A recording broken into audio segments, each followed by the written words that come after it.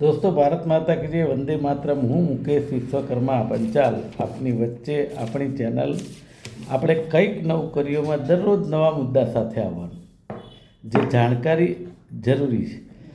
સૌથી પહેલો મૂળ મંત્ર વિશ્વાસઘાતથી બચવું, તે આપણો મૂળ મંત્ર છે. સમાચાર શરૂ કે સૌથી પહેલાં રાજસ્થાનના બાંસવાડામાં વાસીઓની જીદથી નદી ફરી જીવંત થઈ. જે સ્થાનક રહેતા હોય લોકો એની જીદથી નદી ફરી જીવંત થઈ અને પછી સરકારે 300 કરોડ રૂપિયા આપ્યા મોરન નદીનો વિકાસ કરવા માટે. ખૂબ સારી બાબત છે. પાયાની સુવિધાની ફરિયાદોના ઉકેલ માટે 9 કરોડનો ખર્ચ, છતાં પણ લોકોની સમસ્યા ઠેરની ઠેર. આ અમદાવાદ મ્યુનિસિપલ કોર્પોરેશન અને ગુજરાતની જેટલી પણ કોર્પોરેશન છે તેની આ હાલત છે. વાસણા વોર્ડ અમદાવાદમાં ચામુંડાનગર, પ્રવીણનગર, ગુપ્તાનગર, ચોરાઈનગરમાં દૂષિત પાણી અને ડ્રેનેજની સમસ્યા છે. વાસણા બેરેજ પાસે જાહેર માર્ગ પર કચરાના ઢગલા છે અને કચરો ત્યાં સળગાવી દેવાય છે અને ખૂબ પ્રદૂષણની માત્રા ત્યાં વધી રહી છે. સરકાર કરતાં મહિલાઓની હિંમત ભોગ બનેલી અન્ય મહિલાઓનો સંપર્ક કર્યો. મેટ્રિમોનિયલ સાઇટ પર મળેલા ગઠિયાઓએ 48 લાખ પડાવ્યા. પૂર્વ મહિલા પ્રોફેસરે છટકું ગોઠવી અને પકડી લીધો. તો મને એમ લાગે છે કે આપણી એજન્સીઓ જે છે પકડીને સજા આપે, એના કરતાં મહિલાઓને સ્થાન આપવું જોઈએ ને. બીજી વાત છે, સર્વર ઠપ હોવાથી ચાલુ દિવસે દસ્તાવેજો ન થતાં રજામાં કચેરી ચાલુ રાખવી પડી અને ગરવી વેબ એપ ધીમી ચાલતા 8,000 જેટલા લોકોના કામ અટક્યા. આમાં શું છે કે ગરવી વેબ એપ કે જે કંઈ હોય તે પોતાના મળતિયાઓને એજન્સી આપવાની, એટલે જે કંઈ કરે એ ચલાવી લેવું પડે. બાકી તમારું કામ રીતસર પ્રોફેશનલ ધોરણે કરવું થાય એવું ન થઈ શકે. અમદાવાદમાં સત્તાધાર બ્રિજનું લોકાર્પણ થયું. તો ન્યૂઝ એવા છે કે ગુજરાતમાં સીએમ ભૂપેન્દ્રભાઈ પટેલે 1,099 કરોડના લોકાર્પણની ભેટ આપી. મને એવું થાય છે ઘણીવાર કે ભેટ છે નહીં, ભેટ કોણ આપે? કે જે પોતાના કમાયેલા પૈસામાંથી કોકને કંઈક આપે એને ભેટ કહેવાય. આ પ્રજાના ટેક્સના પૈસા તમે એનો ભ્રષ્ટાચાર સાથે વહીવટ કરો અને પછી તમે કંઈક આપો તો એને ભેટ કહેવાય? આ કેવી વાત છે? ખબર નથી પડતી. લૂંટ મચી હે લૂંટ. અનાજ, કઠોળ વગેરેના 40,000થી વધારે નમૂનામાંથી 2844 થયેલ સસ્તા અનાજની દુકાનોમાં મળતી ખાંડના 16% જેટલા નમૂના ફેલ નીકળ્યા છે.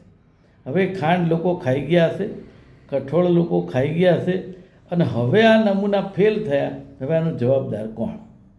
આ સીધો સત્તાને આપણો સવાલ. પ્રજાની સુવિધા બુકિંગના 15 દિવસ પછી પણ એલપીજી સિલિન્ડર આવતા નથી. અમદાવાદમાં કોમર્શિયલ 6,000 રૂપિયા અને રાંધણ ગેસ 3500 રૂપિયામાં બ્લેકમાં વેચાય છે. આ જે નેતાઓ મોટી મોટી વાત કરતા હોય ને એ લોકો માટે સમાચાર છે.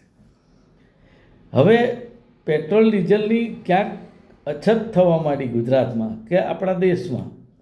તો ઈવી ગાડી માટેનું એટલું બધું વેચાણ વધ્યું કે મોટા ઉપાડે સરકારે જાહેરાત કરી કે અમદાવાદ અને ગુજરાતના શહેરોમાં આટલા બધા ચાર્જિંગ સ્ટેશનો મૂકી દેવાશે. મને એ ખબર નથી પડતી કે અત્યારે હાલ જે અમદાવાદમાં ચાર્જિંગ સ્ટેશનો છે ને બધા શોભાના ગાંઠિયા છે અને એમાં મેક્સિમમ બંધ છે. પણ આ સરકારમાં જે કામ થાય એનું ઓડિટિંગ નથી. હું દરેક વખતે કહું છું કે કોઈ પણ વસ્તુમાં જો ઓડિટિંગ ના હોય ને તો એ ક્યારેય ચાલી શકે નહીં. હંમેશા ઇમ્પ્લિમેન્ટેશનની સાથે સાથે ઓડિટિંગ જરૂરી છે.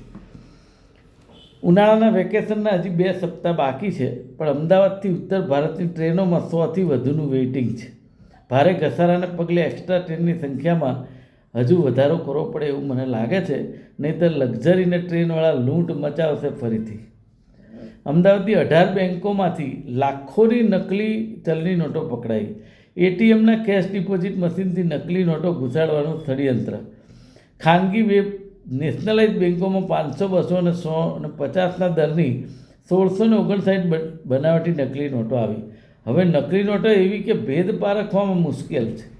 પણ હું એવું કહું છું, આ કોઈ પણ જાતના સરકારી મળતિયા અધિકારીઓ વગર આ બધો ખેલ શક્ય નથી. એટલે આ અધિકારીઓની જ મિલીભગત છે અને પછી મોટું થાય એ કૌભાંડ એટલે એમાં નેતા આવે વચ્ચે. ખાનગી ટ્રાવેલ્સ વાહનોની હરીફાઈમાં એસટી બસ હવે હાંફી ગઈ. ગુજરાત એસટી નિગમ દેવાદાર બન્યું. 4,000 કરોડથી વધુની ખાધ છે. આર્થિક રીતે ન પરવડે તેવા રૂટોને લીધે એસટી નુકસાની. એસટી નિગમનો લોન, પગાર અને પેન્શન પાછળ વધુ ખર્ચ છે. પણ હું કહું છું કે જે રીતે પ્રાઇવેટ લક્ઝરીવાળા લક્ઝરી ચલાવે છે, સુવિધા આપે છે, એવી આપણે કેમ ના આપી શકીએ? તો લક્ઝરીમાં લોકો 200ના 600 આપે છે તો આપણી એસટીને પણ આપશે.